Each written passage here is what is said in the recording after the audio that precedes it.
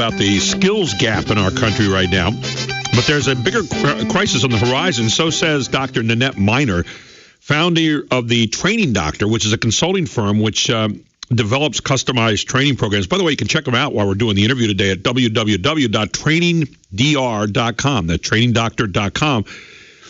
She says there's a bigger crisis on the horizon, and she joins us here this morning. She is the author of a white paper about this and what companies can do about this big problem in the country. Dr. Miner, great to have you on the show. Good morning to you.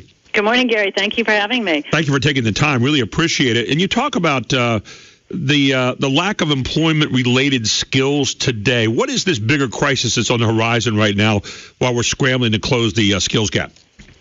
Well, that's a great characterization, actually, scrambling to close the skills gap, because everything you read in the business press today, HR-related publications, they're all focused on we can't find employees that have basic entry-level skills in order to make our companies successful and functioning right now. But I'm looking 15 and 20 years down the pike and asking the question, if you can't find people with skills to do specific jobs right now, who's going to be leading these companies in 15 or 20 years? We all know the baby boomers are retiring at a rate of somewhere between 6,000 and 10,000 people a day, depending on the source that you're using for your information. So eventually, we have no choice but to put the younger generation, what's labeled the millennials, into business roles, right? They're going to have to be managers. They're going to have to be leaders. They're going to have those skills. And yet we're saying here in 2015, they don't even have entry-level skills. So in 15 years, how will they have developed leadership skills and managerial skills? So I'm looking at a later horizon. I'm not saying that the crisis that we're in right now about getting qualified people into businesses is not a real crisis. It certainly is. I'm just saying I think we're having too short-term of a focus on what that crisis really is. I think it's just going to continue and show itself in another way in a short time. In the world of business, 15 years is a short time. I was reading an article by Kate Murphy called "Is There Really a Skills Gap?" And it talks about between 9 and 10 million people that are unemployed right now, and yet it said the employer's number one problem is finding the right talent. And there was a survey taken, 5,000 CEOs last year. 76% said that finding qualified people was a major problem. And, it's amazing. So many people, it reminds me of the Christmas Vacation thing where Cousin Eddie is holding out for managerial position because he doesn't want to take a job. Right. But you see some of that going on right now, don't you, where people are, and she gives a great example in there about Westchester County Village, which is about a 3-square-mile area, and it says there are almost certainly more hedge fund managers there and than tool and die workers. And that's one of the problems we're seeing right now is that people say, well, I really don't want to start on this level. Rather, I ought to go right to the managerial position. I mean, it's almost that perception. I know it's not the reality, but the perception. And whatever happened in this country, before we get to some of the other problems that you're alluding to here, whatever happened in this country to the idea of building your way up to take control at the top as opposed to being given something right away? Yeah, I agree with you. I don't know. I say the same question. Whatever happened to that work ethic and that expectation that you ascend to certain positions in your career based on what you've learned and the length of time you've put into the world of employment? I agree that's missing. I don't know what happened to that, but I agree with you in the concern that, so if we have people who aren't dedicated to saying, hey, I know I need to put in 15 or 20 years of hard work and experience working for different companies, working in different roles, having different experiences that expand my horizons, if I'm not willing to put in that 15 or 20 years of my own development, what does that mean for the companies in 15 or 20 years? Who's left to run the companies? Because running a company, leadership positions are all about making decisions, being able to look at ideas and perspectives critically, analyzing information, synthesizing information. Those aren't easy things to learn. They can be learned, but they're not quick and easy things to learn. So what kind of dilemma is coming down the pike is exactly my premise. If we have folks who are saying, well, I'm not willing to put in that kind of time. Yeah, and the idea that somehow you don't know by hard knocks the whole way up through, I mean, those are the people that are going to be able to say, oh, well, this is what happens at that level, and you only do that by doing it. Exactly. We hear our politicians right now. We're going to have another debate tonight, and I'm sure it's on economics, so I'm sure you're going to hear about the wealth gap, the wage gap.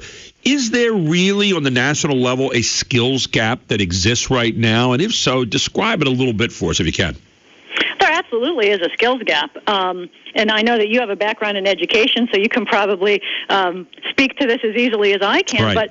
But education doesn't teach people to do things. And I mean, for a person, myself, having a doctorate, I am kind of the anti-let's go to college person because college is about information. College is about education, but it doesn't give people the skills to go out and get a job.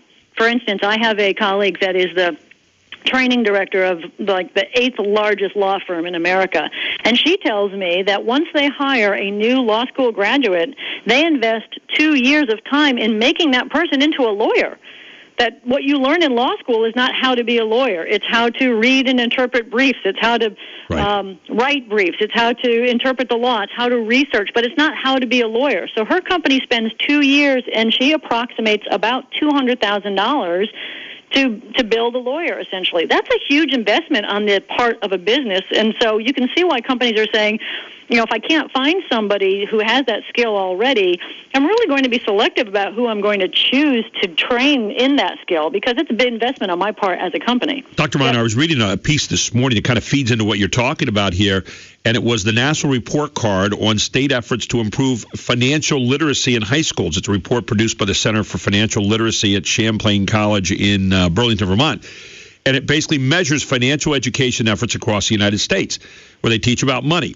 Mm-hmm. And there are 5 states in the country that have programs that teach kids about money, only 5. And the rest of them are doing pretty poorly, according to this report. And there are a number of failing states, ours included here in Pennsylvania.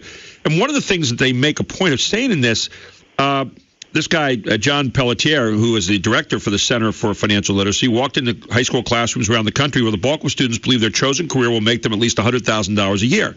So he said you can see how people, based on that flawed analysis, think that they can afford $70,000, $80,000, $90,000 of debt, which a lot of these people are piling up right now, not only in school loans and so forth. But the point being that a lot of these people are looking at careers that may not be exactly for them right now, and their financial literacy and understanding how to go about building up a financial portfolio in the long run probably is a little bit flawed coming out of the gate. Absolutely. And it's a perfect analogy to what businesses are experiencing, because what you're speaking about is people with a lack of life skills, really. Right. They're not acquiring life skills so that they can be successful in life, and companies are saying the same thing. Well, nobody's acquired a job skill either. And in Germany, there is an expectation that if you're not going on to higher ed, then you are enrolling in an apprenticeship program right out of elementary education, right out of the high school, what their equivalent of high school is. So that country has a plan. Either you're going on to further ed, or we're going to give you skills to be successful and be a contributing member of our society. That's a perfect approach, but we in America don't do that. Dr. Miner, we have a collision of generations right now. I'm sure it's not the first time in history, but we have the traditional generation. We've got the baby boomers. We've got the Generation X. We've got the millennials out there, all kind of colliding right now. For the traditional and baby boomer generations, for the most part, we would have said, okay, you start out in the job, you work through it, you work your way up, you advance, or you get skills to advance to another place where you can go higher. But we read an awful lot about the millennials, for example, who seem to change jobs regularly, and it probably mirrors what's going on in the country, this idea of permanency versus disposability, where, we do it for a short period of time, and then we move on, and then we do something else for a short period of time, we move on, and we're much more mobile now than we ever were before. So when you look at a lot of the things that you teach, what are some of the thinking skills, or maybe some of the skills in general, that are lacking maybe in the millennial generation that earlier generations seem to have as they entered the work world? Obviously, it's a changing kind of climate now, but what's the differences there? Well, I'd like to speak to a point you just made a second ago first, and then I will answer that question. Sure. So you talked about how millennials change jobs regularly, and we might see that as a failing, like they lack commitment or dedication to an organization. But in reality, millennials really like to have a career path. They like to join an organization where they know that they're going to learn more and that company is going to support them in their professional development. Right. And in general, companies are not doing that. So that's why millennials job hop a lot, because, well, at least I can learn a different field. I can learn more information. It may not be a continuation of a a role or a job that I have now because my current company isn't investing in me to grow in this role, but at least I'll learn something else. So that is a large part of the root of the job hopping. Yeah. That sounds like a very positive thing then, yeah. Yes, they're kind of helping themselves since the companies are not helping them. But the skills you asked were the skills that people used to kind of come to the workplace with and the younger generations don't.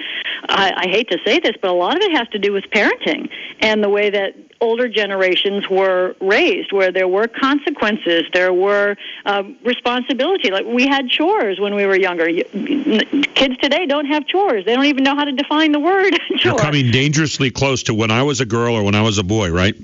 Exactly, I know. And we have to fight that too. Yes. Because every generation thinks, well, the way that we did it was the best. Right. And the generation before them thinks, well, you people are a bunch of lackadaisical, not taking responsibility, whatever. And we all think they're being FedExed to hell in a handcart, and exactly. that's not necessarily the case. But by the same token, the paths are different. I think you laid that out pretty well a moment ago. And the idea of, I read somewhere last week that many people now are they're doing well in the classroom, and then they get out and have to do well on a social level, showing up on time, being able to deal with people and all that kind of stuff. And we're seeing that's not the case. And a lot of people point to smartphones and computers and all that. But that seems to me to be a little bit too simple right now. Or they point to helicopter parents. What are your thoughts about that?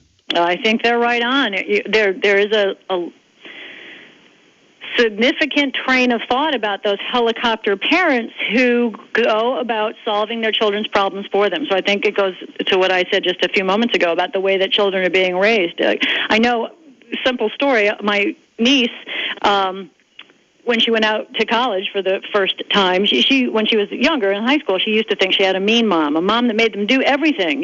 Mom doesn't do anything for us.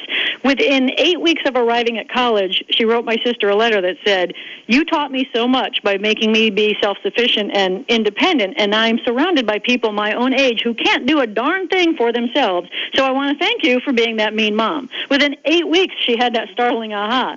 And my sister says, it's simple things like if your order at McDonald's is wrong, you go back to the counter and you ask them to fix it. I'm not going to, as your parent, be the one who goes and fixes it for you. And I think that helicopter parent idea is the one that says, I'll just smooth everything out. It'll be fine. I'll call your teacher. I'll call your coach. I'll change your classes for you. Whatever might be disturbing your universe, I can fix that for you. And so we're really not teaching kids to either deal with disappointment or face a challenge and figure out a solution or attempt multiple solutions. We're just saying, kids today are just sitting back and going, well, somebody will fix this for me. And so I think that translates into the business world as well. Well, if I don't show up on time, that's not a big deal. Somebody will smooth that over. They'll take care of me. And, yeah, somebody will take care of that. It's not a big deal. One of the great things that we usually say about people, there's book smarts and there's street smarts. And a lot of people say, well, can you think on your feet? Can you think in a moment where mommy and daddy aren't there, no one, the teacher's not there, it's just you. And it's you with the things that you've gathered over the years, the abilities that you have. Can you teach someone to think? And if so, how do you do that? Well, you made a good point about the things that you've gathered over the years, because that's kind of where I'm coming from, is we don't have the time to allow millennials to gather that knowledge over the year. The school is hard knocks, right? Eventually we all learn from that school and to a greater or lesser degree manage our lives based on the lessons that we've learned in the school of hard knocks. But if we realize that the boomers are leaving the workforce at massive numbers, the Gen X in between the boomers and the millennials is a much smaller cohort. So there's just not as many of them to fill the emptying positions. By default, the millennials are going to ascend to these positions of leadership and managerial positions within 15, 20 years, and they don't have the time to go through that school of hard knocks. So how do we teach people to do that was your question. It's not easy. It's not fast, but it can be done. People generally learn in three ways. They learn through experience, as you said, so we can create learning experiences for them. They learn through observation and reflection. So what just happened, was that a good thing or a bad thing? Could I have affected it differently if I had changed my behavior? Would I like this to happen again? Can I enable it to happen again? Those kinds of reflection and analysis questions. And then by asking people specifically to think about things from a different perspective. One of the detriments of the millennial generation is they're very me focused, and I don't mean that in a way to bash them at all. No, I understand. It's just, really, that's the thinking process. It's selfies. Yes, exactly. It's about me, and what I want to put out to the world. So, through asking questions like just change your perspective. What would happen if you were, the town councilman? What would happen if you were the manager and you were dealing with a participant of your, with your behaviors? What would happen if you changed companies? What would happen if your company went out of business? Asking people to change their perspective, to have empathy for others, to think about what's the worst case scenario, and is there a plan B if there is a worst case scenario? And again, as we said earlier, not sitting back and going, well, somebody else will figure that out. And getting a steady diet of that, too. Doctor, we need to take a break. We're going to come right back. Dr. Nanette Miner with us. And one of the questions I want to ask her when we come back is what future workplace problems can be solved today by developing these kinds of thinking skills and, projecting yourself out into more team-type situations. Dr. Miner will be right back here on the Gary Sutton Show on WSBA. Welcome back to the Gary Sutton Show on WSBA. Dr. Nanette Miner is with us, the founder of The Training Doctor. You can check her out at trainingdoctor.com. That's DR.com. And she's back with us here. As we look ahead here, Dr. Miner, what future workplace problems can be solved today by developing thinking skills? Well, Gary, the reality is today's work environment is very different than it was even 20 years ago. I mean, we are a knowledge economy. We pay people to make decisions, to solve problems, to create the future, and there's a never-ending stream of information that is bombarding us every day, which we all have to process or synthesize in some way. And the other reality is that change can happen at any time, right? Disruptive things happen, and all of a sudden, what we thought was our plan is no longer viable. So, in a word, and this sounds kind of flippant, but in a word, the workplace problem that can be solved is survival. If we don't teach people thinking skills, companies, I really believe, are going to implode from the lack of ability for people to make decisions. Like, how do I know what my competition is doing, and what does that mean for me? Do I match it or not match it? Solve problems. People who are adaptable to change. People who can see possibility in adversity. Those are all realities today of how work happens, how business operates. And so we really need to teach people thinking skills to be able to synthesize information, analyze information, make a decision, be able to turn on a dime if necessary. And those are all skills that younger people haven't developed yet. Those are skills that people in the older generation are struggling with as well. They're struggling because the work environment hasn't been like this in the past. So their standard staple of decision making, let's take 3 months to analyze a problem, can't do it anymore. You may have 3 days to analyze a problem. Yeah, the landscape is changing in a hurry. Final question for you. Are businesses, and this seems like kind of a merry-go-round to me, are businesses uninterested in training someone just so that they can leave for a different company? I mean, is that why we're seeing the disinterest, if there is disinterest right now? And what would you recommend for businesses to do? What would you recommend for all of us to do out there in terms of getting the next generation of workers ready and the next generation of people going out there and looking for jobs ready?